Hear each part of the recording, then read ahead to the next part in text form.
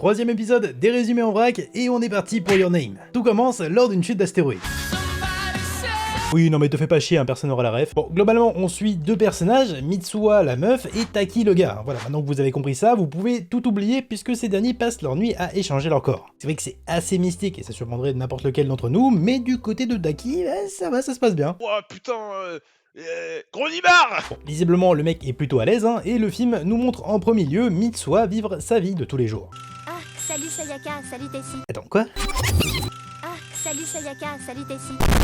Bref, elle habite donc en pleine campagne japonaise, hein, où elle vit tranquillement sa vie de lycéenne lambda, et ça on le voit très bien avec les cours qu'elle suit, comme celui-là, qui consiste à connaître la définition du mot crépuscule. Le crépuscule, c'est une ambiance tout autant qu'un moment. Ok, alors c'est sympa parce que ça fait un espèce de petit flash forward par rapport à la fin, mais bon, j'ai pris le soin de regarder sur le wiki, et visiblement elle a 17 ans, hein, donc bon, s'agirait d'arrêter de se contenter de lire juste un dictionnaire, hein, et de commencer à apprendre des trucs un peu plus stylés. Bon, en soi, il se passe pas grand chose, hein, on comprend juste que Mitsuha a oublié sa journée de la veille. Quant à sa grand-mère, elle parle au fil, hein, je vais mettre ça sur le compte de la sénilité, et pour ce qui est de son père, autrement dit le maire de la ville, il occupe son temps libre en corrompant des habitants pour assurer sa prochaine élection. Et c'est un beau tableau qu'on nous peint, hein, dans ce petit village japonais. Forcément, vu qu'on est à la campagne, on a le droit à la gnôle, ici c'est du saké, mais fait par deux gamines à base de salive humaine. Ça me dégoûte, ouais. L'histoire n'avançant toujours pas, j'ai pris le soin de faire mes recherches en parallèle, et cette boisson du diable se nomme le Kuchi Kamizake. Alors, à peu de choses près, ça faisait le Kuchi Kamikaze, hein, comme quoi il n'y a pas de hasard, et je vous le dis, si on atteint les 10 000 pouces bleus sur cette vidéo, j'en ferai lors d'une vidéo sur la... Alors oui mais non, on va arrêter avec les idées de merde. Bref, on est déjà à un quart d'heure de film, et il s'est toujours rien passé, hein. Je sais pas qui est le con qui a eu l'idée de parler de Your Name, mais à ce niveau-là, j'aurais pu faire un résumé en vrac sur un reportage animalier, ça aurait donné le même résultat. Donc là...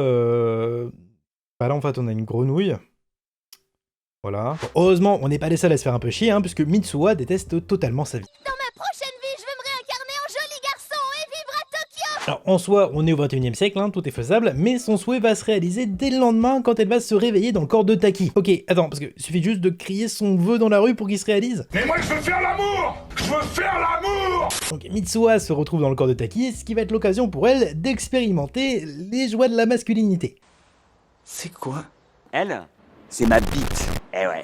Mais surtout, elle va pouvoir expérimenter les joies de la ville, hein, avec ses gratte-ciel, son métro, ses immeubles, ses trains, ses bâtiments, et bon, dit comme ça pue un peu la merde, hein, mais en même temps, quand tu viens du village des Hobbits, bah forcément, le moins de pancakes un peu stylé, tu trouves ça cool, hein, même si ce dernier coûte 30 balles. Bon, pour Mitsuha, c'en est trop, elle est persuadée qu'elle est en train de rêver, et qu'est-ce que tu fais quand t'es en plein dans un rêve ultra lucide ressemblant à s'y méprendre à la réalité? Et bah, tu vas travailler dans un restaurant en tant que serveur où les chefs et les clients te traitent comme de la merde. Ouais, j'imagine que c'est ça la définition du capitalisme. À partir de là, les jours vont s'enchaîner, et les 12 adolescents vont voir le phénomène de changement de corps se répéter 2 à 3 fois par semaine. Si bien qu'ils vont déjà finir par comprendre que tout ça c'est la réalité et pas un rêve, on peut dire qu'au moins ils sont perspicaces, mais surtout ils vont se mettre à communiquer entre eux en laissant des notes sur des bouts de papier ou encore directement sur leur corps. Ok. Alors comme je disais tout à l'heure, on est au 21e siècle, hein, donc ça serait peut-être plus simple de s'envoyer directement les messages, ou je sais pas, de se faire un petit Discord, hein, comme ça on irait un peu plus vite.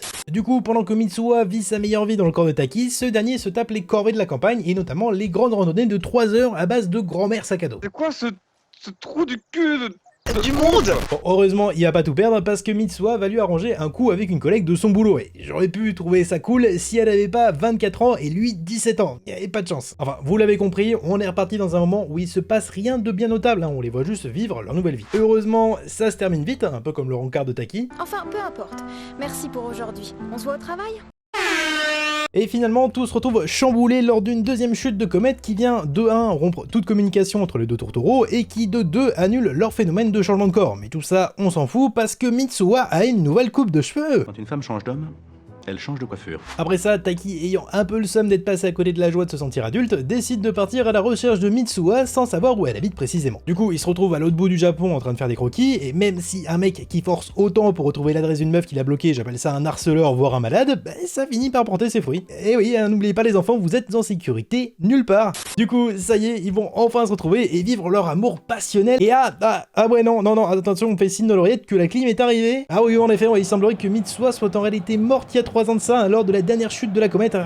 Quel coup dur pour le jeune joueur Taki qui va visiblement rester puceau. Il aura donc fallu attendre 1 heure pour que le film commence, mais surtout pour découvrir qu'en réalité tout ce qu'on a vu depuis le début n'était en rien surnaturel, mais simplement le fruit de l'imagination du mec qui est complètement fou.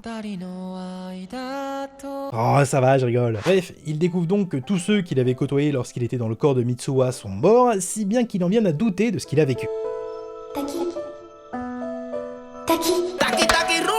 Bon, heureusement, il a une illumination, du coup il se rend au trou du cul du monde, hein, tout ça bien évidemment sous la pluie, histoire de rajouter une bonne dose de mélodrame, mais c'est en même temps ce qui va lui permettre de comprendre que tout ce qu'il a vécu était vrai, mais désaxé de 3 années. Ouais, alors je vous avoue, c'est à partir de là que j'ai arrêté de suivre. Du coup, il se rappelle du saké qu'il avait déposé au même endroit quand il était dans le corps de Mitsuha 3 ans auparavant, et oui, on parle bien de cette espèce de bouille de bave immonde, et une simple gorgée l'envoie dans un trip psychédélique.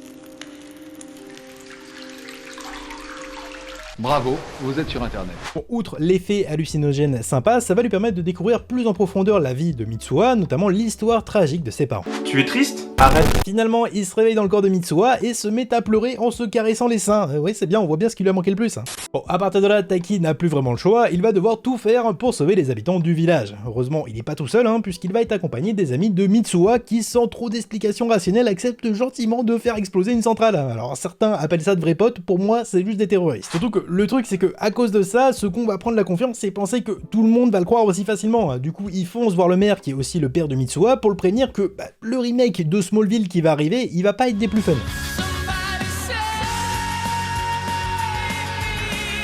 Mais bon, bizarrement, ce dernier ne va pas le croire, je veux dire, waouh, on s'y attendait pas du tout. Alors, en vrai, je force beaucoup, mais on sait que c'est un film, hein. Il va se montrer compréhensif et après il va changer d'avis. Comment oses-tu proférer de telles inepties? Si tu crois vraiment ce que tu dis, c'est que tu es complètement folle. Je vais demander à ce que tu sois interné. Ok, non mais j'ai rien dit, c'est juste un con. Bon, là, ça devient vraiment la merde, du coup Taki se retrouve à déambuler dans les rues en gueulant pour essayer d'avertir tout le monde, hein, ce qui fonctionne pas des masses, mais ce qui va lui permettre d'avoir une révélation. Je vais faire bûcheron, je vais gagner des milliers d'euros en faisant bûcheron. Retour 3 ans plus tard, dans le présent avec Mitsuha dans le corps de Taki, qui arrive à déduire qu'elle est morte, hein, je sais pas trop comment, mais pas le temps pour ça, flashback. On comprend qu'à l'époque, elle avait décidé de rejoindre Tokyo pour retrouver celui qu'elle aimait, mais vu qu'il y avait cette histoire de décalage horaire, au moment où elle finit par le croiser, lui n'a que 14 ans et ne la connaît pas du tout. Et d'un côté, je me mets à sa place, hein. Tu traverses la moitié du pays pour espérer rencontrer l'homme de ta vie, tout ça pour finalement tomber nez à nez avec un ado prépubère qui a pas encore mué, j'imagine que le somme était grand. Retour dans le présent et au trou du cul du monde, où nos deux tourtereaux arrivent finalement à communiquer à travers le temps et l'espace grâce au crépuscule. Ouais, non, me demande pas, moi non plus j'ai pas compris. On arrive sur la fin, il décide quand même de faire péter la centrale, hein, parce que visiblement ça fait plaisir à son pote. Oui, alors voilà, je rappelle juste que ça, c'est un crime. La ville se retrouve dans le noir et nos héros vont pouvoir mettre en place leur plan. J'ai oublié son nom, je sais plus comment il s'appelle. Concentre-toi! Bref, la comète finit par arriver et même si tout semblait s'arranger, n'oubliez pas ce que j'ai dit tout à l'heure, vous êtes en sécurité nulle part. Après ça, on se trouve 6 ans plus tard où l'on découvre notre jeune Taki enchaîner les entretiens pour décrocher un nouveau travail. Actuellement au chômage, je suis en recherche active d'emploi. On apprend alors que lors du crash de la comète, finalement personne n'est mort, hein, ce qui est plutôt une bonne nouvelle, et on enchaîne ensuite par 5 minutes de pas grand chose sur le quotidien d'un chômeur fan de comète. Hein. Ouais, on sent que c'est la fin du film. Pour vous la faire courte, sur la suite, les deux finissent par se croiser au détour d'un métro, ils se courent après avant de finalement réussir à se retrouver. Mais au fait, quel est ton nom? Attends, c'est vraiment ça la fin?